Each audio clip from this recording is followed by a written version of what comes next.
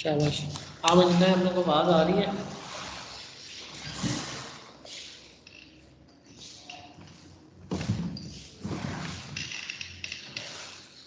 ठीक है जी। आप लोग को आवाज़ आ रही है या नहीं आ रही, मुझे बता दें तो फिर मैं आपसे स्टार्ट करता हूँ पढ़ना। ठीक है। ओके मेरे बच्चों, लास्ट टाइम जो है हमने बैलेंस स्मार्ट सिटी स्टार्ट की थी। अच्छा, इसको एक बार फिर देख लेते हैं। बार बार पढ़ाता हूँ, 5 दिन के अंदर सिर्फ एक थ्योरी पढ़ी है और अभी भी अगर आपको समझ नहीं ना आएगी तो फिर अल्लाह खैर है, अल्लाह हाफ़िज़ है बच्चों। ओके बच्चों, ये वेस्पर थ्योरी ना, वेस्पर थ्योरी का मसला ये है, ये जो वेस्पर थ्योरी थी हमने पहले पढ़ी है, valence shell electron pair repulsion theory. ये जब हमने पहले थ्योरी पढ़ी ना, इसका मसला ये है कि मालिक्यूल की शेप्स को तो बहुत अच्छा एक्सप्लेन करती है, लेकिन ये नहीं बताती कि मालिक्यूल बनता कैसे है, यानी कि मालिक्यूल की फॉर्मेशन को डिस्कस नहीं करती। ये इसका ड्रॉबैक है, यानी कि उसमें ख़राबी ये है कि वो मालिक्यूल की फॉर्मेशन को एक्सप्लेन नहीं करती। तो प्यारे बच्चों, मालिक्यूल उस टाइम बनता है जब एटम में आपस में कोवलेंट बॉन्ड बनाते हैं। तो यानी कि ये जो वेस्पर थ्योरी है ना, बेसिकली ये इस चीज़ को एक्सप्लेन नहीं करती कि एटम आपस में कोवलेंट बॉन्ड किस तरह बनाते हैं। बच्चों, एटम इस तरह कोवलेंट बॉन्ड नहीं बनाते कि दरमियान में लाइन बन गई है, इसका मतलब ये नहीं है। ये तो वैसे ही सिंपल डिस्कशन है ना, ये तो वैसे ही हम एज ए रिप्रेजेंट करते हैं। तो ये जो वेस्पर थ्योरी है ना, वेस्पर थ्योरी इस चीज़ को एक्सप्लेन नहीं करती कि मालिक्यूल की एटम किस तरह आपस में कोवलेंट बॉन्ड बनाते हैं और फिर उस कोवलेंट बॉन्ड के बनने के नतीजे के तौर पे एटम जो होते हैं वो मालिक्यूल में किस तरह चेंज हो जाते हैं, यानी कि मालिक्यूल की फॉर्मेशन को एक्सप्लेन नहीं करती। तो बच्चों, कल भी हम डिस्कस कर रहे थे according to valence bond theory. अब ये नई थ्योरी हम पढ़ने जा रहे हैं। ये थ्योरी जो है, ये फॉर्मेशन ऑफ मालिक्यूल को या फॉर्मेशन ऑफ कोवलेंट बॉन्ड को क्या करती है, एक्सप्लेन करती है। जब मैं कहूँ ना कि कोवलेंट बॉन्ड की फॉर्मेशन की बात कर रहा हूँ, इसका मतलब मैं मालिक्यूल की फॉर्मेशन की बात कर रहा हूँ। ठीक है, जब मैं कोवलेंट बॉन्ड की फॉर्मेशन की बात करता हूँ ना, तो इसका मतलब मैं किसकी बात कर रहा हूँ, मैं मालिक्यूल की फॉर्मेशन की बात कर रहा हूँ बेसिकली। ठीक है, तो ये जो वैलेंस बॉन्ड थ्योरी है, ये मालिक्यूल के एटम्स के दरमियान में फॉर्मेशन ऑफ कोवलेंट बॉन्ड को जिक्र करती है या उसको एक्सप्लेन करती है। ये हमें बताती है कि एटम के दरमियान में कोवलेंट बॉन्ड कब बनता है और कब नहीं बनता, और एटम ने अगर कोवलेंट बॉन्ड बनाना हो तो उसको क्या चीज़ चाहिए होती है। तो बच्चों, आपने चैप्टर नंबर 2 के अंदर वो जो इलेक्ट्रॉनिक कॉन्फ़िगरेशन की है ना, जिसमें आपने हुंस रूल यूज़ किया था, वही रूल अब यहाँ पे यूज़ होगा। अच्छा, तो बच्चों, इस थ्योरी के मुताबिक, वैलेंस बॉन्ड थ्योरी के मुताबिक, अगर किसी एटम ने कोवलेंट बॉन्ड बनाना हो तो उसके वैलेंस शेल में कोई ऐसा ऑर्बिटल ज़रूर होना चाहिए जो कि हाफ फिल्ड हो। हमें पता है कि एक ऑर्बिटल में मैक्सिमम 2 इलेक्ट्रॉन आते हैं। अगर उसमें एक इलेक्ट्रॉन हो तो उसे हम हाफ फील्ड या पार्शियल फील्ड बोलते हैं। अगर किसी एटम के वैलेंस शेल में हाफ फील्ड ऑर्बिटल होगा तो कोवलेंट बॉन्ड बनेगा। अगर उसके वैलेंस शेल के अंदर हाफ फील्ड ऑर्बिटल नहीं होगा तो कोवलेंट बॉन्ड नहीं बनेगा।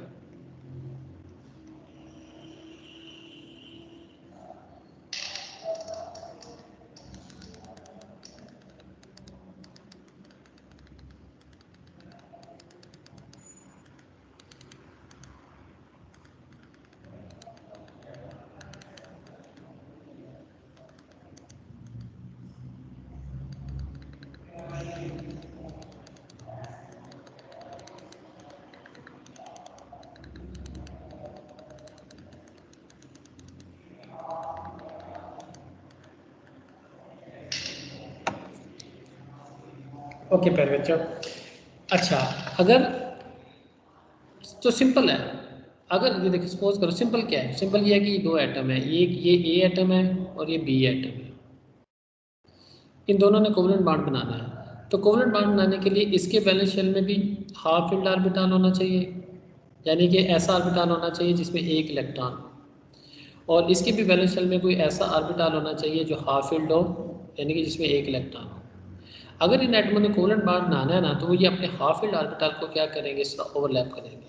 जब ओवरलैप करेंगे तो इनके में कोवलेंट बॉन्ड बन जाएगा। तो according to valence bond theory, a covalent bond is form between two atom when half filled orbital in their valence shell. सारी बात है, वैलेंस शेल में हाफ फील्ड ऑर्बिटल होंगे ना, नीचे वाली शेल तो कम्प्लीटली फिल होंगे। तो वैलेंस शेल होता है लास्ट वाला शेल। तो इनके लास्ट शेल के अंदर जो हाफ फील्ड ऑर्बिटल हैं जब वो ओवरलैप करेंगे तो तब इनके दरमियान में क्या बन जाएगा, कोवेलेंट बॉन्ड बन जाएगा। अच्छा, और दूसरी बात ये है कि हाफ फील्ड का मतलब है कि इसमें भी एक इलेक्ट्रॉन है, उसमें भी एक इलेक्ट्रॉन है, तो ओवरलैप करने वाले ऑर्बिटल में जो इलेक्ट्रॉन की जो स्पिन होनी चाहिए वो क्या होनी चाहिए, ऑपोजिट होनी चाहिए, ठीक है, ताकि उनके मैग्नेटिक फील्ड एक दूसरे को क्या करें, अट्रैक्ट करें। दूसरा पॉइंट ये देखें, इसकी एग्जांपल दी थी ना मैंने आपको, पहले जो हाफ फील्ड ऑर्बिटल होते हैं वो आपस में इस तरह ओवरलैप करते हैं और ओवरलैप करके वो सिंगल में चेंज हो जाते हैं, ठीक है। तो ये एक एटॉमिक ऑर्बिटल है, एटम का ऑर्बिटल है, ये भी एक एटॉमिक ऑर्बिटल है। तो बच्चों जब एटॉमिक ऑर्बिटल आपस में इस तरह रिएक्शन करते हैं और आपस में ओवरलैप करके सिंगल में चेंज हो जाते हैं तो इसका मतलब है कि एटम खत्म हो गया और मॉलिक्यूल बन गया। मैंने क्या कहा था कि कोवेलेंट बॉन्ड के रिजल्ट के तौर पे मॉलिक्यूल बनता है। तो जिस तरह ये एक एटॉमिक ऑर्बिटल है, ये भी एक एटॉमिक ऑर्बिटल है। जब एटॉमिक ऑर्बिटल ओवरलैप करके इस तरह सिंगल में चेंज हो जाते हैं तो अब मॉलिक्यूल बन जाता है। अगर अब ये मॉलिक्यूल बन गया है तो मॉलिक्यूल के अंदर होते हैं मॉलिक्यूल के ऑर्बिटल, इसे कहते हैं मॉलिक्यूलर ऑर्बिटल। तो बहरहाल ये आगे आएगा, एटॉमिक ऑर्बिटल जब मिलते हैं तो फिर क्या बन जाता है, मॉलिक्यूलर ऑर्बिटल। इसकी डिस्कशन आगे आएगी, ठीक है, ओके। तो बच्चों तीसरा पोस्टुलेट ये था कि एक एटम के वैलेंस शेल के अंदर जितने हाफ फील्ड ऑर्बिटल होंगे वो उतने ही कोवेलेंट बॉन्ड बनाएगा। तो ये हमने ऑलरेडी डिस्कस किया है। अभी देखो ना, नाइट्रोजन है, नाइट्रोजन का ये फर्स्ट शेल है, ये इसका कौन सा शेल है, सेकंड शेल है ना, ये इसका फर्स्ट शेल है, ये इसका सेकंड शेल वैलेंस शेल है। तो नाइट्रोजन में दो ही शेल है ना, तो इसका जो सेकंड शेल है उसका लास्ट शेल है यानी कि वैलेंस शेल है। तो उसके वैलेंस शेल में टोटल जो है ना 4 ऑर्बिटल हैं, एक एस के और 3 पी के। 4 में से 3 ऑर्बिटल क्या हैं, हाफ फील्ड हैं। इसलिए नाइट्रोजन जब भी बॉन्ड बनाता है तो 3 बॉन्ड बनाता है। ये देखिए 3 बॉन्ड 3 बॉन्ड 3 बॉन्ड। अमोनिया में भी नाइट्रोजन 3 कोवेलेंट बॉन्ड बनाए हुए हैं। और ये जो नाइट्रोजन का मॉलिक्यूल होता है ना, इसमें भी 2 नाइट्रोजन के एटम 3 कोवेलेंट बॉन्ड बनाते हैं। इसकी रीज़न ये है कि इनके वैलेंस शेल में 3 हाफ फील्ड ऑर्बिटल है। इसी तरह जब आप वाटर की इलेक्ट्रॉनिक कन्फिगरेशन लिखेंगे तो इसका जो वैलेंस शेल है, जो सेकंड शेल है, इसमें 4 ऑर्बिटल में से 2 ऑर्बिटल क्या हैं, हाफ फील्ड है, इसलिए 2 ही बॉन्ड बनाता है ये। तो यही इसने कहा था ना कि number of bond form by an atom is equal to the number of unpaired electron present in the valence shell of the atom. कितने अनपेयर्ड इलेक्ट्रॉन प्रेजेंट है, यानी कि जितने हाफ फील्ड ऑर्बिटल प्रेजेंट है उतने ही वो कोवेलेंट बॉन्ड बनाएगा। अच्छा, तीसरा ये है, ये तीसरा पोस्टुलेट कल तक हमने उधर पढ़ा था, उधर तक पढ़ा था। आज हमें यहाँ से लेक्चर स्टार्ट करना है और आज है लेक्चर नंबर 4। अंदाज़ा लगाएं कि लेक्चर नंबर 4 में अभी हम सेकंड थ्योरी पे पहुँचे। ओके, अब ज़रा देखिए इधर। अच्छा, यहाँ पे लिखा हुआ इफ़ 2 ऑर्बिटल ओवरलैप, अगर किसी एटम के 2 और ऑर्बिटल ओवरलैप करें, फॉर एग्जांपल ये देखें, फॉर एग्जांपल ये एक एटम है, ये एक ये एटम है। अगर इस एटम का एक, अब आपको पता है ना, दोनों एटमों ने अगर बॉन्ड बनाना है तो इसके पास भी एक हाफ फील्ड ऑर्बिटल होना चाहिए, इसके पास भी एक हाफ फील्ड ऑर्बिटल होना चाहिए। अगर 2 एटमों के एक हाफ फील्ड ऑर्बिटल ओवरलैप करेंगे तो एक कोवेलेंट बॉन्ड बनेगा। लेकिन अगर इनके दो हाफ फील्ड ऑर्बिटल को ओवरलैप करेंगे तो क्या बनेंगे, दो बॉन्ड बनेंगे, ठीक है। जैसे ये मैंने एग्जांपल दी है, फॉर एग्जांपल ये पी के 3 ऑर्बिटल है, पी एक्स, पी वाई और पी जी। आगे जाके इसको डिटेल से करेंगे। अच्छा, अब पी एक्स, पी वाई और पी जी, अगर पी एक्स एस ऑर्बिटल के साथ ओवरलैप करेगा तो एक बॉन्ड बन जाएगा, इसी तरह ये वाला दूसरे के साथ ओवरलैप करेगा तो दूसरा बॉन्ड बन जाएगा। कहने का मतलब है कि जितने, ये देखो ना यहाँ पे सिंपल लिखा हुआ है, इफ 2 ऑर्बिटल ओवरलैप एक बॉन्ड बनता है, अगर 4 ऑर्बिटल ओवरलैप करेंगे तो मल्टीपल बॉन्ड बनेंगे ना। If additional orbital of atom overlap then multiple bond are form. इस चीज़ को हम आगे जाके एक्सप्लेन करेंगे, ठीक है, आगे जाकर फर्दर एक्सप्लेन करेंगे। आगे है कि अगर आपने बॉन्ड बनाना है ना तो ओवरलैपिंग ऑर्बिटल की सेम सिमेट्री होनी चाहिए with respect to bond axis. अब ये देखिए ना, अगर आपने पी के साथ ओवरलैप कराना है, पी आपको पता है ना डबल शेप होता है, पी ऑर्बिटल डबल शेप होता है। अगर आपने पी के साथ ओवरलैप कराना है तो 2 तरीक़ों से ओवरलैप कर सकते हैं, एक इस तरह ओवरलैप कर सकते हैं और एक इस तरह ओवरलैप कर सकते हैं। ये दोनों तरह पी जो है ना डबल शेप होता है ना, ये आगे जाकर डिटेल में आएगी, अभी परेशान नहीं होना। तो P head to head overlap भी कर सकता है, इस तरह भी ओवरलैप कर सकता है साइड बाय, लेकिन बच्चों इस तरह तो नहीं ओवरलैप कर सकता। ये देखें, इस तरह तो ओवरलैप नहीं होगा ना। तो अगर 2 ऑर्बिटल में ओवरलैप होना करना है ना तो बॉन्ड एक्सिस के हिसाब से उनकी सिमेट्री होनी चाहिए, यानी कि वो एक ही एक्सेस पे हो। यानी कि अगर पी एक्स है तो दूसरा भी पी एक्स हो, यानी कि उनके एक्सेस सेम हो। ये ना हो कि अगर एक पी एक्स है तो दूसरा पी वाई है, तो वो कैसे ओवरलैप करेंगे। तो यानी कि वो सेम एक्सेस में होने चाहिए, बॉन्ड एक्सिस सेम होना चाहिए। और अब एक होता है बॉन्ड एक्सिस। बॉन्ड एक्सिस क्या होता है, ये देखिए, बच्चों जब एटम बॉन्ड बना लेते हैं ना, तो दो एटमों के जो न्यूक्लियस होते हैं ना, उनके दरमियान की जो लाइन होती है ना, उस लाइन को हम क्या बोलते हैं? बॉन्ड एक्सिस बोलते हैं। अब जब दो एटम आपस में बॉन्ड बना लेते हैं ना, फॉर एग्जांपल ये एक एटम है, ये दूसरा एटम है, जब ये आपस में बॉन्ड बना लेते हैं ना, तो इनके न्यूक्लियस के दरमियान में जो लाइन होती है ना, जो इनको ज्वाइन करती है, इस लाइन को हम क्या बोलते हैं? Bond axis. बॉन्ड एक्सिस बोलते हैं। इसको भी हम आगे जाके डिस्कस करेंगे, ठीक है। तो बच्चों ये थ्योरी के पोस्टुलेट थे जिनको हम आगे जाके डिटेल से एक्सप्लेन करेंगे। ओके, ये चीज़ इंपॉर्टेंट है, ठीक है। अब यहाँ से ये थ्योरी से स्टार्ट होती है, ठीक है। तो वो जो पीछे पोस्टुलेट्स है ना, वो आपको खुद ही समझ में आ जाएंगे जब आपने आगे से डिस्कस कर लिया सारा। तो अब आप आगे से डिस्कस करके जब वापस जाऊँगा ना प्यारे बच्चों, तो आप लोग जो है ना खुद ही समझ में आ जाएगी कि क्या लिखा हुआ है, ठीक है।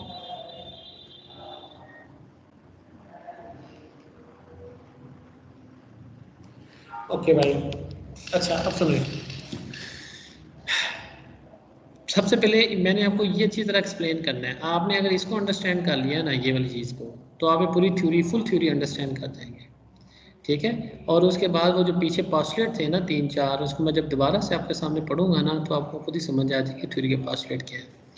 अच्छा बच्चों, अब जरा इसको सुन लें, सिंपल सिंपल से सुन लें। बच्चों हमें पता है कि दो एटम के दरमियान में कोवलेंट बॉन्ड उस टाइम बनता है जब एक एटम के वैलेंस शेल का हाफ इंड ऑर्बिटल दूसरे एटम के वैलेंस शेल के हाफ इंड ऑर्बिटल के साथ ओवरलैप करता है।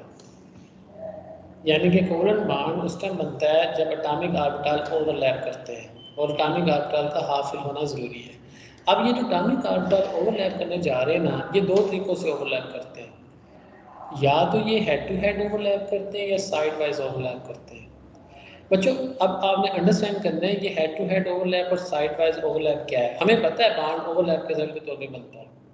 अब हमने इस चीज़ का पता लगाना है कि ये जो ओवरलैपिंग है ऑर्बिटल की, ये दो तरह की कैसे होती है, इसका मतलब क्या है, हेड टू हेड ओवरलैप का मतलब क्या है और साइड वाइज ओवरलैप का मतलब क्या है।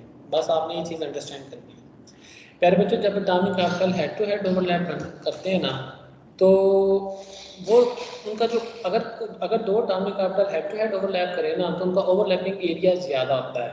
अगर ओवरलैपिंग एरिया ज़्यादा हो ना, तो ज़्यादा स्ट्रॉन्ग बॉन्ड बनता है।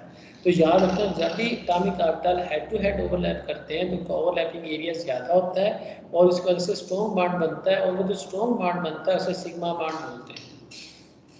अगर atomic orbital side wise overlap करे तो उस टाइम ओवरलैपिंग एरिया कम होता है और वीक बॉन्ड बनता है। वो जो वीक बॉन्ड बनता है उसे हम क्या बोलते हैं? पाई कोवलेंट बॉन्ड। प्यारे बच्चों कोवलेंट बॉन्ड कब बनता है? तो कोवलेंट बॉन्ड दो तरीकों का होता है, एक हम सिग्मा कोवलेंट बॉन्ड बोलते हैं, दूसरे को हम क्या बोलते हैं? पाई। सिग्मा कोवलेंट बॉन्ड उस टाइम बनता है जब एटॉमिक ऑर्बिटल जो है वो हेड टू हेड ओवरलैप करते हैं, और पाई कोवलेंट बॉन्ड उस टाइम बनता है जब एटॉमिक ऑर्बिटल कैसे ओवरलैप करते हैं? Side wise.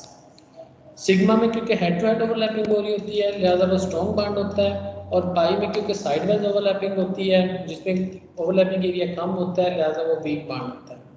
ठीक है, क्या आपको इधर तक क्लियर है ये बात? अगर आपको इधर तक क्लियर है ना, तो फिर हम थ्योरी को अच्छी तरह अंडरस्टैंड कर सकते हैं। अब ज़रा देखिए कैसे। फिर बच्चों अब हमने समझना कि हेड टू हेड ओवरलैपिंग का क्या मतलब है और साइड वाइज ओवरलैपिंग का क्या मतलब है। पहले बच्चों हमें पता है जो एस ऑर्बिटल होता है वो स्फेरिकल होता है। बच्चों अगर एक एस ऑर्बिटल दूसरे एस ऑर्बिटल के साथ ओवरलैप करेगा ना, तो हमेशा हेड टू हेड ओवरलैप करता है। तो इसका मतलब हमें पता है जब एटॉमिक ऑर्बिटल ओवरलैप करते हैं तो उनके ओवरलैप करने के रिजल्ट के तौर पे हमारे पास जो है वो क्या बनता है? कोवलेंट बॉन्ड बनता है। और कोवलेंट बॉन्ड दो तरह का होता है, या वो सिग्मा होता है या वो क्या होता है? पाई होता है। अच्छा अब याद रखना, जब भी S S atomic orbital overlap करते हैं ना, तो हमेशा वो हेड टू हेड ओवरलैप करते हैं, हेड टू हेड। इसका मतलब जब भी दो एस ऑर्बिटल ओवरलैप करेंगे हमेशा सिग्मा बॉन्ड बनेगा। हमेशा कौन सा बॉन्ड बनेगा? सिग्मा बॉन्ड, यानी कि स्ट्रॉन्ग बॉन्ड बनेगा। इसी तरह बच्चों जो एक एस होता है वो पी के साथ हमेशा हेड टू हेड ओवरलैप करता है। इस ओवरलैप को क्या बोलते हैं? Head to head overlap. ठीक है, तो इसका मतलब है कि एस और पी जब भी ओवरलैप करेंगे हेड टू हेड ओवरलैप करेंगे, और जब भी हेड टू हेड ओवरलैप करेंगे तो कौन सा बॉन्ड बनेगा? सिग्मा बॉन्ड बनेगा। इसी तरह प्यारे बच्चों अगर पी वाले एटॉमिक ऑर्बिटल इस तरह ओवरलैप करें क्योंकि ये वाले जो हेड है ये ओवरलैप करें लाइक दिस वन, तो पी के भी हेड टू हेड ओवरलैप से क्या बन सकता है? सिग्मा बॉन्ड बन सकता है। तो प्यारे बच्चों याद रखना, जो सिग्मा बॉन्ड है ना वो हेड टू हेड ओवरलैप से बनता है, और head to head overlap S S का भी हो सकता है आपको पता होना चाहिए कि S orbital spherical in shape होता है और पी ऑर्बिटल किस तरह होता है, डबल इन शेप होता है ना, डबल शेप होता है। तो बच्चों एस जब दूसरे एस के साथ ओवरलैप करेगा तो हमेशा सिग्मा बॉन्ड बनेगा। एस जब पी के साथ ओवरलैप करेगा तो हमेशा कौन सा बॉन्ड बनेगा, सिग्मा बॉन्ड बनेगा। और पी के साथ जब हेड टू हेड ओवरलैप करेगा तो हमेशा कौन सा बॉन्ड बनेगा, सिग्मा बॉन्ड बनेगा। ठीक है, अब इसकी जब एग्जाम्पल करेंगे ना तो आपको समझ में आ जाएगी। ठीक है, अभी मैं आपको ये नहीं कराऊंगा, ये जो लिखा हुआ है ये पढ़ाऊंगा नहीं, मैं जब आपको बहुत सारी एग्जाम्पल्स करा दूंगा ना तो तब मैं वापस इधर आऊँगा, फिर आपको ज़्यादा समझ आएगी। ओके, अब ज़रा ये देखें कैसे ओवरलैपिंग हो रही है, नोट करें ज़रा बच्चों। एक ऐसा ऑर्बिटल दूसरे ऐसे ऑर्बिटल के साथ आता है, ये ओवरलैपिंग एरिया है। हेड टू हेड ओवरलैपिंग में ये ओवरलैपिंग एरिया क्या आता है, ज़्यादा आता है। अच्छा, जब ये दोनों एटॉमिक ऑर्बिटल आपस में इस तरह ओवरलैप कर जाते हैं तो सिंगल में चेंज हो जाते हैं। और आपको पता है कि एस एस हमेशा कैसे ओवरलैप करते हैं, हेड टू हेड ओवरलैप करते हैं। और उससे क्या कौन सा बॉन्ड बनेगा, सिग्मा बॉन्ड बनेगा। क्या है, उनके ओवरलैप से हमेशा कौन सा बॉन्ड बनेगा, सिग्मा बॉन्ड बनेगा। हेड टू हेड के ओवरलैप से क्या बनेगा, सिग्मा बॉन्ड। एस एस के ओवरलैप करने से जो सिग्मा बॉन्ड बनता है ना, उसकी ये शेप होती है ओवल शेप, यानी कि दोनों एस आपस में इस तरह मर्ज हो जाते हैं, इस तरह। ये देखें, ये दोनों मर्ज हो गए ना, ये सिग्मा बॉन्ड की शेप है। इसी तरह बच्चों पी और पी जब हेड टू हेड ओवरलैप करेंगे ना, ये उनका ओवरलैपिंग एरिया देखिए कितना ज़्यादा ओवरलैपिंग एरिया ये वाला। बच्चों जब ये ओवरलैपिंग एरिया हो जाता है वो सिंगल में चेंज हो जाते हैं, इसका मतलब आपस में अटैच हो गए। एक एटम का न्यूक्लियस ये है, ये एक एटम का न्यूक्लियस है, ये दूसरे एटम का न्यूक्लियस है। और ये पी ऑर्बिटल न्यूक्लियस के नॉन डबल शेप होता है ना, लाइक दिस वन। तो ये देखिए ये उनका ओवरलैपिंग एरिया ये वाला दरमियान में। ठीक है, अच्छा जब पी ओवरलैप करते हैं तो तभी भी हेड टू हेड, ये हेड टू हेड, इस ओवरलैप को क्या बोलते हैं, हेड टू हेड। तो इस तरह जब ओवरलैप करते हैं तो इस तरह भी सिग्मा बॉन्ड बनेगा। ऐसा जो बॉन्ड बनेगा ये कौन सा बॉन्ड बनेगा, सिग्मा। बच्चों जो पीपी के ओवरलैप से जो सिग्मा बॉन्ड बनता है उसकी शेप ये टॉफी की तरह की है, टॉफी शेप है। और एस एस जब ओवरलैप करके सिग्मा बॉन्ड बनाता है तो उसकी शेप कैसी है, ओवल शेप है। और इसी तरह जब एस पी जब ओवरलैप करते हैं, ये देखें एस एस जब ओवरलैप करते हैं तो जो सिग्मा बॉन्ड बनता है उसकी क्या शेप है, इस तरह ओवल शेप है। पीपी जब ओवरलैप करके सिग्मा बॉन्ड बनाता है उसकी शेप टॉफी टाइप है ना। और इसी तरह जब एस पी ओवरलैप करते हैं तो उसकी शेप इस तरह फिश टाइप है, ये देखिए फिश लाइक है, फिश बनती है ना, ये फिश बनती है, ये देखिए फिश टाइप। ठीक है, तो याद रखना जो हेड टू हेड ओवरलैपिंग होती है हमेशा एस एस के, एस पी के और पी पी के दरमियान में होती है। अब साइड वाइज ओवरलैपिंग क्या होती है, ये साइड वाइज ओवरलैपिंग है। हमें पता है पी ऑर्बिटल जो है ना वो डबल शेप होता है। अगर पी ऑर्बिटल इस तरह साइड वाइज ओवरलैप करें इस तरह, तो ये वीक इसमें ओवरलैपिंग एरिया कम होता है। वैसे जब ओवरलैपिंग एरिया कम होता है तो वीक बॉन्ड बनता है। और इस तरह के जो बॉन्ड बनता है उसे हम क्या बोलते हैं, पाई बॉन्ड, पाई कोवलेंट बॉन्ड। उसे हम क्या बोलते हैं, पाई कोवलेंट बॉन्ड। उसे हम क्या बोलते हैं, पाई कोवलेंट बॉन्ड। इसी तरह बच्चों ये जो पाई कोवलेंट बॉन्ड होता है उसकी ये शेप होती है, ये देखिए इस तरह ना। ये जब ओवरलैप करके सिंगल में चेंज हो जाते हैं ना, जिस तरह बच्चों ये सिंगल में चेंज हो जाते हैं ना, ये देखिए ये सिंगल में चेंज हो गए ओवरलैप करने के बाद। तो जो पाई बॉन्ड बनता है उसकी ये शेप होती है, आधा ऊपर होता है न्यूक्लियस की और आधा क्या होता है, नीचे होता है। अब ये जो लिखा हुआ है ना ये वाली चीज़ें, ये मैं आपको बाद में डिस्कस करूँगा। पहले मैं ना आपको थ्योरी को समझा लूँ अच्छे तरीके से। अभी मैं आपको थ्योरी को समझाने लगा हूँ। जब मैं आपको ये एग्जांपल्स करवा दूंगा ना सारी, उसके बाद जब मैं वापस आऊँगा ना तो आपको थ्योरी खुद ही समझ में आ जाएगी। देखना अभी मैं एग्जांपल करवाने जा रहा हूँ, ये देखें अब यहाँ से आपको समझ आनी शुरू हो जाएगी। ठीक है, अब इधर देखते जाएं, अब आपको सारी थ्योरी की समझ में आ जाएगी। पहले मैंने इसको ऊपर ऊपर से पढ़ाया है, मैं इसकी डेप्थ में नहीं गया। मैं चाहता हूँ कि आपका एक दफ़ा कंसेप्ट बन जाए ना कि हो क्या रहा है, उसके बाद फिर इस कंसेप्ट को डीप करेंगे तो आपका कंसेप्ट मज़ीद क्लियर हो जाएगा। अब मैं आपको एग्जांपल देने जा रहा हूँ, एग्जांपल से चीज़ें क्लियर होंगी। अब हम डिस्कस करने जा रहे हैं कि हाइड्रोजन का मॉलिक्यूल कैसे बनता है। ये थ्योरी जो है ना, इस थ्योरी को बोलते हैं वैलेंस बॉन्ड थ्योरी। और ये जो वैलेंस बॉन्ड थ्योरी है अब हमें एक्सप्लेन करेगी कि ये जो हाइड्रोजन के जो दो एटम होते हैं ये किस तरह आपस में मिलके हाइड्रोजन का ये मॉलिक्यूल बना देते हैं, लाइक दिस वन जिसे हम H2 बोलते हैं, ये कैसे बन जाता है। ये थ्योरी एक्सप्लेन करती है कि किस तरह हाइड्रोजन के एटमों के दरमियान में कोवलेंट बॉन्ड बन के फिर हमारे पास हाइड्रोजन का क्या बन जाता है, मॉलिक्यूल बन जाता है।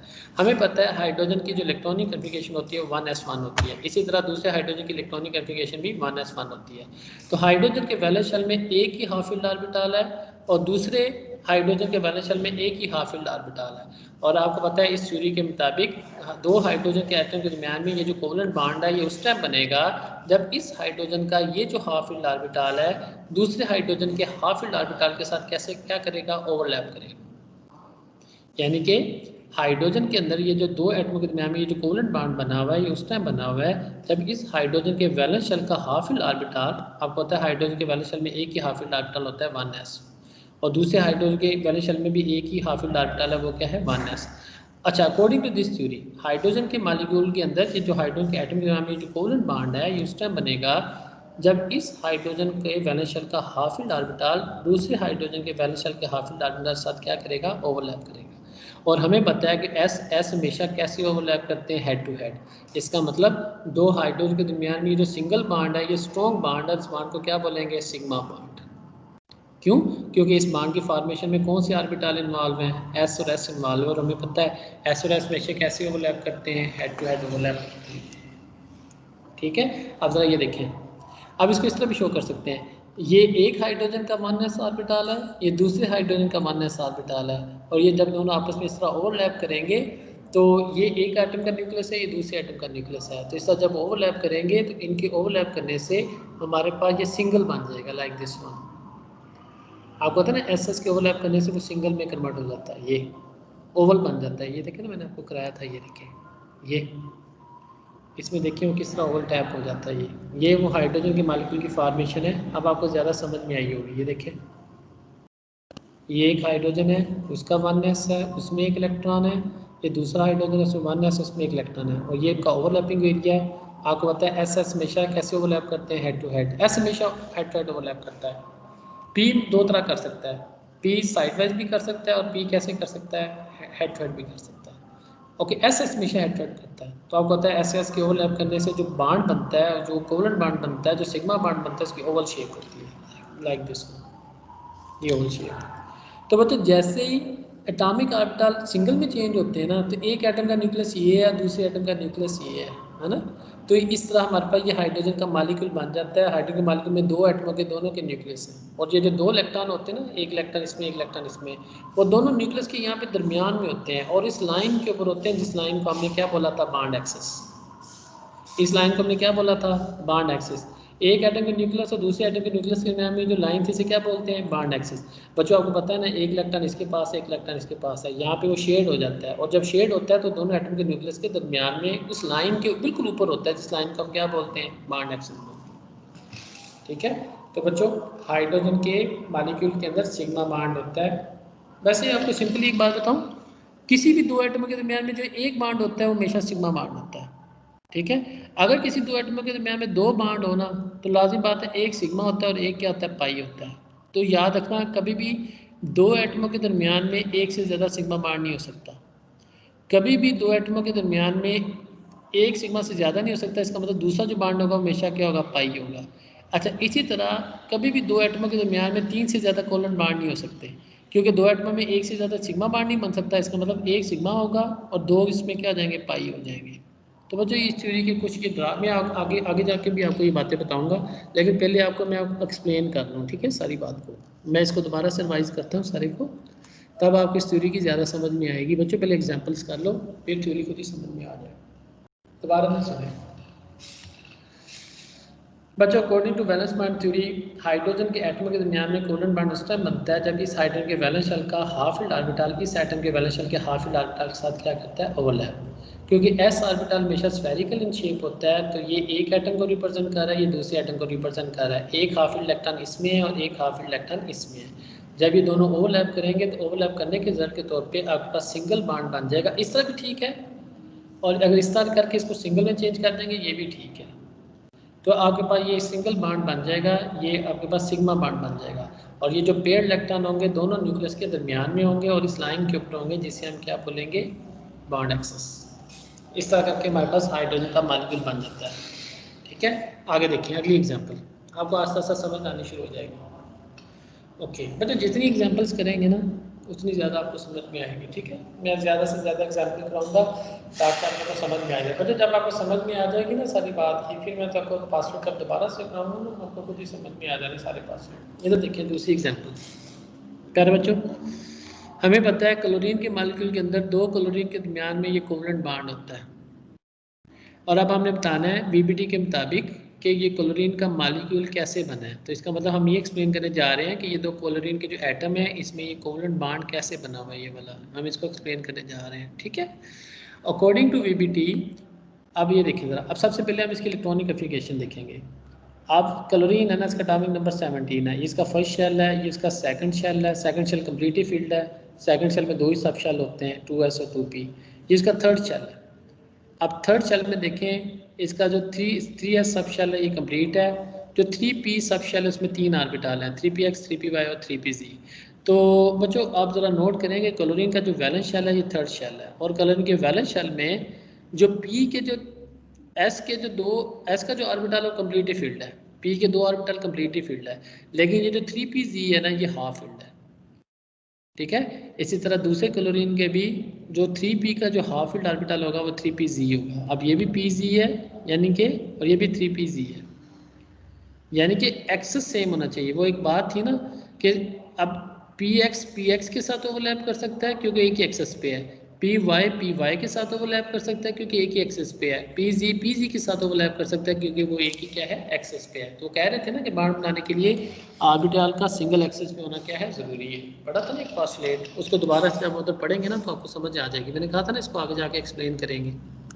ठीक है, आगे ज़रा देखिए गौर से, ये देखिए अच्छा, according to valence bond theory दो क्लोरीन के दरमियान में ये कोवलेंट बॉन्ड उस टाइम बनता है जब इस क्लोरीन के वैलेंस शेल का जो हाफ फील्ड 3pz ऑर्बिटल है दूसरे क्लोरीन के वैलेंस शेल के 3pz हाफ फील्ड ऑर्बिटल के साथ क्या करता है, ओवरलैप करता है। ठीक है, अब ज़रा देखिए कैसे ओवरलैप करता है। बच्चों ये जो शो किया गया है ये एक क्लोरीन का 3p सब शेल है। आपको पता है 3p के अंदर 3 ऑर्बिटल होते हैं, 3px 3py और 3pz। 3px में भी 2 इलेक्ट्रॉन है, ये देखें 3px में 2 इलेक्ट्रॉन है, 3py में भी 2 इलेक्ट्रॉन है, ये कम्प्लीटली फील्ड है। ज़ाहिर बात है कम्प्लीटली फील्ड है, ये तो नहीं ओवरलैप करेंगे, लेकिन 3pz जो है वो हाफ फील्ड है। इसी तरह दूसरे क्लोरीन का भी ये 3p सब शेल है, सब शेल, उसमें भी 3 ऑर्बिटल है, उसका भी 3px कम्प्लीटली फील्ड है, 3py कम्प्लीटली फील्ड है, लेकिन 3pz जो है वो क्या है, हाफ फील्ड है। तो बच्चों दो क्लोरीन के दरमियान में कोवलेंट बॉन्ड उस टाइम बनेगा जब इस क्लोरीन का 3pz हाफ फील्ड ऑर्बिटल दूसरे क्लोरीन के 3pz हाफ फील्ड ऑर्बिटल के साथ कैसे ओवरलैप कर रहा है, ये कैसे ओवरलैप कर रहा है, हेड टू हेड ओवरलैप कर रहे हैं। बच्चों अब p के पास 2 ऑप्शन थे, p के पास 2 ऑप्शन थे, p के orbital head to head overlap भी कर सकते हैं जैसे कि यहाँ पे कर रहे हैं, और दूसरा ये साइड वाइज ओवरलैप भी कर सकते हैं। तो बच्चों p ऑर्बिटल पहले कोशिश करते हैं कि हेड टू हेड ओवरलैप हो, क्योंकि हेड टू हेड ओवरलैप से बॉन्ड स्ट्रॉन्ग बनता है। अगर स्ट्रॉन्ग बॉन्ड बनता है तो स्टेबिलिटी ज़्यादा आती है। तो प्यारे बच्चों मुझे एक बात बताएं, एटम बॉन्ड बनाते हैं क्यों, स्टेबिलिटी के लिए। तो एटम अपने आप को मैक्सिमम स्टेबल करना चाहते हैं, वो स्ट्रॉन्ग बॉन्ड बना के ज़्यादा स्टेबल होना चाहते हैं। तो बच्चों एटम हमेशा पहले सिग्मा बॉन्ड बनाते हैं। तो याद रखना 2 एटमों के दरमियान में जब भी एक बॉन्ड होता है तो हमेशा पहले कौन सा बॉन्ड होता है, सिग्मा बॉन्ड होता है। इसलिए जब भी 2 एटमों के दरमियान में कोई एक बॉन्ड होता है, जैसे यहाँ पे देखें ये ऑक्सीजन है, वाटर का मॉलिक्यूल है। अब वाटर के मॉलिक्यूल में इसके ये दो एटम है, इन 2 एटम के दरमियान में ये जो सिंगल बॉन्ड है ना, ये हमेशा कौन सा बॉन्ड होता है, सिग्मा बॉन्ड। तो एटम हमेशा पहले सिग्मा बॉन्ड बनाते हैं, तो इनके दरमियान में ये वाला जो बॉन्ड है वो हमेशा कौन सा बॉन्ड है, सिग्मा बॉन्ड।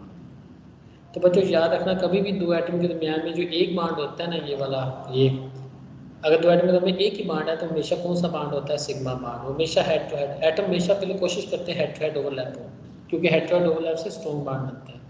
तो यहाँ पे जो p के ऑर्बिटल हम इसलिए हेड टू हेड ओवरलैप कर रहे हैं, जब वो हेड टू हेड ओवरलैप करेंगे तो आपके पास क्लोरीन वाला ये सिग्मा बॉन्ड बन जाएगा। आई होप कि आपको ये बात क्लियर है। ठीक है, 2 एटम के दरमियान में जो पहला बॉन्ड होता है हमेशा कौन सा बॉन्ड होता है, सिग्मा बॉन्ड होता है। अच्छा, अब मैं एक और एग्जांपल देता हूँ, 2-3 एग्जांपल जब और दूंगा ना आपको खुद ही सारी समझ में आ जाएगी। ये देखें, अब हम डिस्कस करने जा रहे हैं HF मॉलिक्यूल की फॉर्मेशन। HF मॉलिक्यूल की फॉर्मेशन। बच्चों HF का मॉलिक्यूल कैसे बनता है, HF का मॉलिक्यूल उस टाइम बनता है जब हाइड्रोजन का एटम फ्लोरीन के एटम के साथ कोवलेंट बॉन्ड बनाता है। बच्चों फ्लोरीन की ये इलेक्ट्रॉनिक कन्फिगरेशन है, एटॉमिक नंबर 9, इसका फर्स्ट शेल है, इसका सेकंड शेल है। अब जरा नोट करें, फ्लोरीन के सेकंड शेल में 2s के जो ऑर्बिटल, एक ही ऑर्बिटल होता है ना 2s में, वो कम्प्लीटली फील्ड है। लेकिन जो 2p सब शेल है उसके जो 3 ऑर्बिटल हैं उसमें से एक ऑर्बिटल क्या है, हाफ फील्ड है। इसलिए फ्लोरीन एक कोवलेंट बॉन्ड बना सकता है। आपको पता है हाइड्रोजन में कि वैलेंस शेल में भी एक हाफ फिल्ड ऑर्बिटल है, वो भी बांड बना सकता है ना। तो इस थ्योरी के मुताबिक अगर किसी एटम में बांड बनाना हो तो उसके वैलेंस शेल में एक हाफ फिल्ड ऑर्बिटल होना चाहिए। और जो HF का मॉलिक्यूल उस टाइम बनेगा, HF का मॉलिक्यूल उस टाइम बनेगा जब हाइड्रोजन के वैलेंस शेल का ये जो 1s ऑर्बिटल है फ्लोरीन के वैलेंस शेल के 2pz ऑर्बिटल के साथ कैसे ओवरलैप करेगा, हेड टू हेड। याद है ना, मैंने बताया था कि S और P हमेशा कैसे ओवरलैप करते हैं, हेड टू हेड ओवरलैप करते हैं। अब ये देखिए, ये हाइड्रोजन के 1s को रिप्रेजेंट कर रहा है जो स्फेरिकल इन शेप होता है। अब ये P के P सबशेल, अब F के ये जो P सबशेल है, F का ये 2p सबशेल है, उसमें 3 ऑर्बिटल है। एक पी एक्स है, इसमें 2 इलेक्ट्रॉन है, एक पी वाई इसमें 2 इलेक्ट्रॉन है, लेकिन पी जी में 1 इलेक्ट्रॉन है। ओके, तो बच्चों जब ये इसके साथ हेड टू हेड ओवरलैप करेगा ना ये, तो इस तरह जब हेड टू हेड ओवरलैप करेगा तो आपके पास हाइड्रोजन फ्लोरीन कोवेलेंट बॉन्ड बन जाएगा। और हेड टू हेड ओवरलैप हुआ तो ये बॉन्ड कौन सा बनेगा, सिग्मा बॉन्ड। और अब आई होप कि अब आपको पता चलना शुरू हो गया है कि किस तरह जो है ना एटम आपस में बॉन्ड बनाते हैं और किस तरह हाफ फिल्ड ऑर्बिटल आपस में क्या करते हैं, ओवरलैप करते हैं। और हेड टू हेड ओवरलैप करने का क्या मतलब है, अभी साइड वाइज ओवरलैप की हमने कोई एग्जांपल नहीं ली, अभी मैं आपको साइड वाइज ओवरलैप की एग्जांपल बताता हूँ। ओके, इस एग्जांपल को देखें। ओके बच्चों, मैंने आपको एक बात बताई है कि जब भी दो एटमों के दरमियान में एक बॉन्ड होता है तो हमेशा पहले कौन सा बॉन्ड बनता है, सिग्मा बॉन्ड बनता है। दो एटम के दरमियान में एक बॉन्ड होता है, हमेशा कौन सा बॉन्ड होता है, सिग्मा बॉन्ड, क्योंकि एटम पहले कोशिश करते हैं कि orbital head to head overlap करें।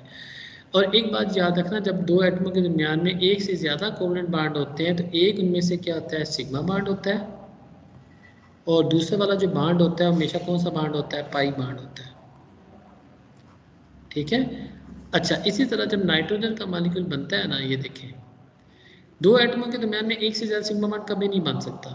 तो इनमें से एक पहले पहले सिग्मा बॉन्ड लाजम बनता है, तो इसका मतलब एक इसमें सिग्मा बॉन्ड है और दो इसमें क्या है, पाई बॉन्ड है। तो पाई बॉन्ड याद रखना कुछ चीज़ें ज़रूरी याद रखना ज़रूरी है। दो एटम हो उनमें एक बॉन्ड हो तो हमेशा सिग्मा बॉन्ड होता है। दो एटम हो उनके दरमियान में दो बॉन्ड हो तो एक सिग्मा होता है, दूसरा क्या होता है, पाई होता है। दो एटम हो उनमें तीन बॉन्ड हो तो एक ही सिग्मा होता है, क्योंकि सिग्मा एक से ज़्यादा नहीं हो सकता, और दो पाई होते हैं, और पाई दो से ज़्यादा नहीं हो सकती। तो इसका मतलब ये है कि कभी भी दो एटमों के दरमियान में चार कोवेलेंट बॉन्ड नहीं हो सकते। तो ऐसा कभी नहीं होता कि दो एटमों के दरमियान में चार कोवेलेंट बॉन्ड हो सके। बच्चों, एक कार्बन चार हाइड्रोजन के साथ तो चार कोवेलेंट बॉन्ड बना लेता है, अलग-अलग एटम्स के साथ तो चार कोवेलेंट बॉन्ड बन सकते हैं, लेकिन दो एटमों के दरमियान में चार कोवेलेंट बॉन्ड नहीं बन सकते। हाँ, दो एटमों के दरमियान में मैक्सिमम तीन कोवेलेंट बॉन्ड बन सकते हैं। ठीक है, ये बात याद रखना आपने, तीन बन सकते हैं मैक्सिमम, लेकिन दो एटमों के दरमियान में चार कोवेलेंट बॉन्ड नहीं बन सकते। तो अगर दो एटमों के दरमियान में तीन बॉन्ड हो तो तब इसे ट्रिपल बॉन्ड बोलते हैं। इसको ट्रिपल बॉन्ड नहीं बोलते, ये तो सारे सिंगल बॉन्ड है, और सिंगल बॉन्ड हमेशा कौन से बॉन्ड होते हैं, सिग्मा बॉन्ड। ये भी सिग्मा है, ये भी सिग्मा है, ये भी सिग्मा है।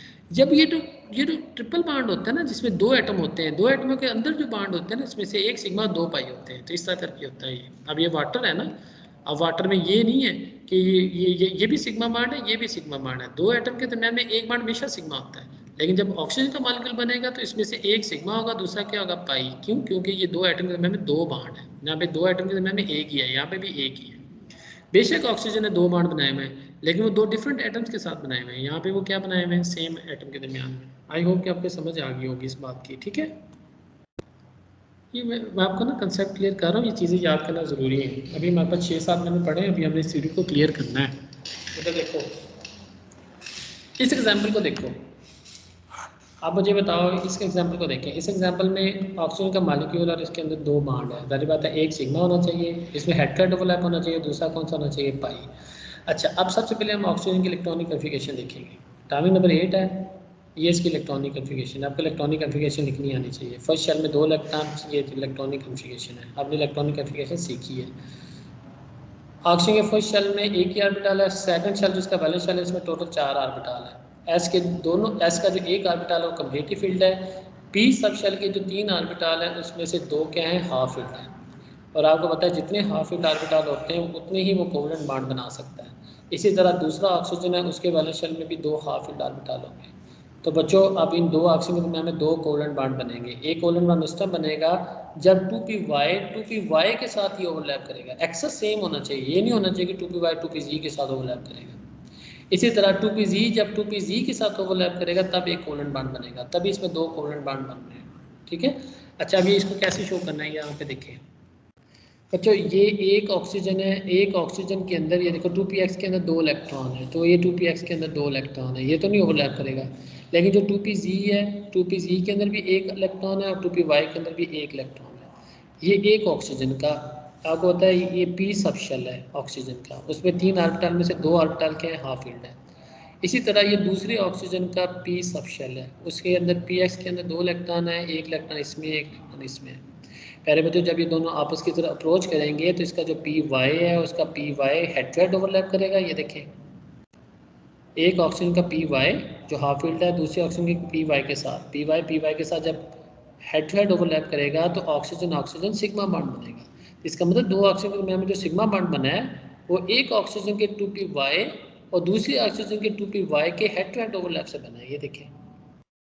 अच्छा, अब जब पी वाई और P Y head to head overlap कर गए हैं तो सारी बात है कि ये जो पी जी और पी जी है ये आपस में साइड वाइज ओवरलैप करेंगे। ये देखिए साइड वाइज ओवरलैप कर सकते हैं, ये हेड टू हेड ओवरलैप हो रहा है और यहाँ पे क्या हो रहा है, साइड वाइज ओवरलैप हो रहा है। इसका मतलब ये जो साइड वाइज ओवरलैप हो रहा है तो कौन सा बॉन्ड बनता है, पाई बॉन्ड। इसका मतलब साइड वाइज ओवरलैप किनका हो रहा है, 2pz का और 2pz का साइड वाइज ओवरलैप हो रहा है। तो इस तरह यहाँ पे मल्टीपल कोवलेंट बॉन्ड बने। वो एक पॉइंट था ना कि अगर 2 एटॉमिक ऑर्बिटल ओवरलैप करें तो एक ऑर्बिटल एक बॉन्ड बनता है, अगर मल्टीपल ऑर्बिटल ओवरलैप करें तो ज़्यादा मल्टीपल कोवलेंट बॉन्ड बनते हैं। तो ये देखें ना, 2 करें तो एक बॉन्ड बनता है और अगर 2 से ज़्यादा करें तो 2 कोवलेंट बॉन्ड बन रहे हैं, मल्टीपल कोवलेंट बॉन्ड बन रहे हैं। ठीक है, मैं आपको एक और एग्जाम्पल देता हूँ, उससे आपको ज़्यादा समझ में आएगी। नाइट्रोजन का मॉलिक्यूल, ओके नाइट्रोजन का मॉलिक्यूल देखते हैं। जो नाइट्रोजन के मॉलिक्यूल जो है ना उसके अंदर ये 3 कोवलेंट बॉन्ड है। मैंने बताया था कि 3 हो तो एक बॉन्ड पहला क्या होता होगा, हमेशा सिग्मा होगा, एक से ज़्यादा सिग्मा नहीं हो सकता। सिग्मा को इस तरह करके शो करते हैं इस सिंबल से, इस सिंबल का मतलब क्या है सिग्मा, और ये जो सिग्नल होता है इसका मतलब क्या होता है पाई। अच्छा, अब नाइट्रोजन के मॉलिक्यूल में 2 पाई बॉन्ड है और 2 एक सिग्मा है। अब जारी बात है 2 से ज़्यादा पाई नहीं बन सकता और 1 से ज़्यादा सिग्मा नहीं बन सकता दो एटम के दरमियान में, तो 3 से ज़्यादा कोवलेंट बॉन्ड नहीं हो सकते एटम के दरमियान में। ओके, ये देखें नाइट्रोजन की जब इलेक्ट्रॉनिक कॉन्फ़िगरेशन लिखते हैं तो नाइट्रोजन के वैलेंस शेल के अंदर नोट करें, नाइट्रोजन के वैलेंस शेल के अंदर 4 ऑर्बिटल में से 3 ऑर्बिटल हाफ फिल्ड है, लिहाजा नाइट्रोजन 3 कोवलेंट बॉन्ड बना सकता है। इसी तरह दूसरे नाइट्रोजन के वैलेंस शेल में भी क्या है, वो 3 हाफ फिल्ड ऑर्बिटल है। जब इस ऑर्बिटल का 2px इस नाइट्रोजन का 2px इसके 2px के साथ ओवरलैप करेगा तो एक बॉन्ड बनेगा, 2py के साथ ओवरलैप करेगा तो दूसरा बॉन्ड बनेगा, 2pz के साथ ओवरलैप करेगा तो ये 3 बॉन्ड मुकम्मल हो जाएंगे। तो जितने अगर 2 ऑर्बिटल ओवरलैप करें तो एक बॉन्ड बनता है, अगर ज़्यादा ऑर्बिटल ओवरलैप करेंगे तो मल्टीपल कोवलेंट बॉन्ड बनेंगे। ठीक है, ओके बच्चों, ये एक नाइट्रोजन का पी सब शेल है जिसमें तीनों ऑर्बिटल क्या है, हाफ फील्ड है। ये दूसरे नाइट्रोजन का पी सब शेल है, इसमें तीनों ऑर्बिटल क्या है, हाफ फील्ड है। वो बच्चों जब ये आपस में अप्रोच करेंगे तो देखें पी एक्स के साथ कैसे ओवरलैप करेगा, हेड टू हेड। तो पी एक्स के ओवरलैप करने से आपके पास नाइट्रोजन नाइट्रोजन सिग्मा बॉन्ड बनेगा। सिग्मा बॉन्ड कब बनेगा, जब पी एक्स के साथ ओवरलैप करेगा। अच्छा, जब पी एक्स के साथ ओवरलैप करेगा तो पी वाई के साथ साइड वाइज ओवरलैप करेगा और पी जी के साथ भी क्या करेगा, साइड वाइज ओवरलैप करेगा। आप ज़रा सोचिए ना, वाई एक्सिस वाले ये दोनों सेम है ना, जब P X head to head overlap कर रहे होंगे तो पी वाई वाले कैसे ओवरलैप कर रहे होंगे, साइड वाइज। इसी तरह ये जो पी जी वाले ये वाले ये दोनों भी कैसे ओवरलैप कर रहे होंगे, साइड वाइज। तो इस तरह आपके पास 2 पाई बॉन्ड बन जाएंगे, एक पाई बॉन्ड बनेगा पी वाई के ओवरलैप से और दूसरा बनेगा पी जी के साइड वाइज ओवरलैप से। तो आपको पता चल गया कि हेड टू हेड ओवरलैप क्या होता है और साइड वाइज ओवरलैप क्या होता है। बच्चों अब मैं वापस जाता हूँ थ्योरी के पास्टलेटिक टॉपिक देखते हैं। ओके, ये देखें, आप ज़रा देखें ज़रा गौर से,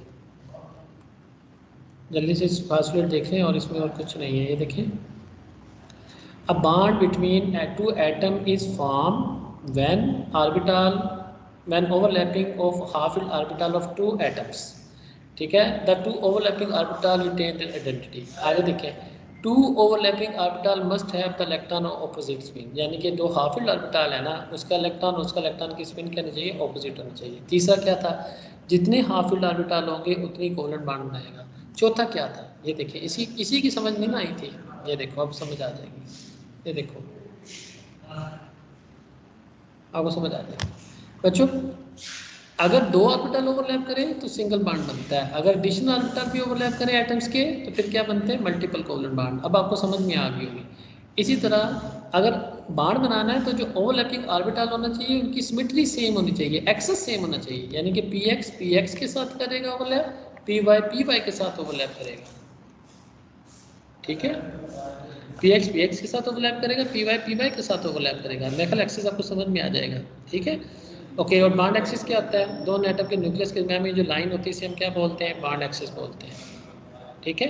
अब ये सिग्मा बाउंड और पाई बाउंड क्या होता है, इसके बारे में जो डिटेल है ना बुक में, ये मैं आपसे आप कल डिस्कस करूंगा। बस आपने कल तक ये चीज़ याद रखनी है कि सिग्मा बाउंड उस टाइम बनता है जब हेड टू हेड ओवरलैप होता है, और पाई बाउंड उस टाइम बनता है जब वो कैसे ओवरलैप करते हैं? साइड वाइज ओवरलैप करते हैं। बाकी बातें इनके बारे में हम कल कर लेंगे, ठीक है। अब आपके दिन में कोई क्वेश्चन है लिख दो।